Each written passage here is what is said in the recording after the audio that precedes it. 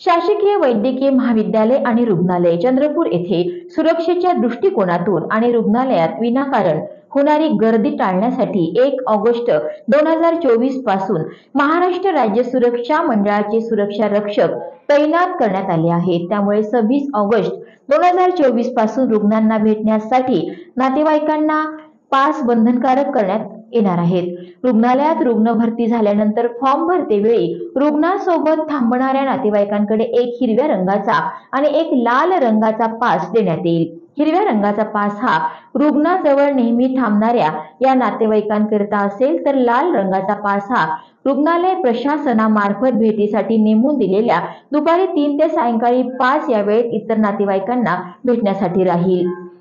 लाल रंगाच्या पासवर एका वेळी एका नातेवाईकाला रुग्णास भेटण्याची परवानगी देण्यात येईल आणि आधी गेलेला नातेवाईक परत आल्यानंतर त्याच पासचा वापर करून दुसऱ्या नातेवाईकास आत प्रवेश देण्यात येईल। सदर पासची वैधता 7 दिवसांकरिता राहील।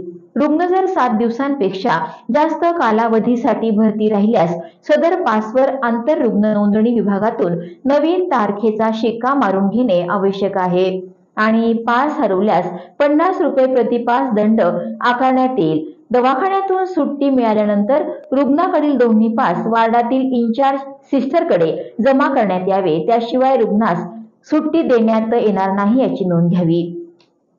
रुग्णालयाच्या आत आणि परिसरात विनापरवानगी फोटो आणि व्हिडिओग्राफी काढण्यास मनाई असून तसं आढळल्यास 500 रुपये दंड आकारण्यात येईल। फोटो किंवा व्हिडिओग्राफी करायची असल्यास वैद्यकीय अधीक्षक यांची पूर्व परवानगी घेऊनच काढण्यात यावी असं आवाहन करण्यात आलं आहे।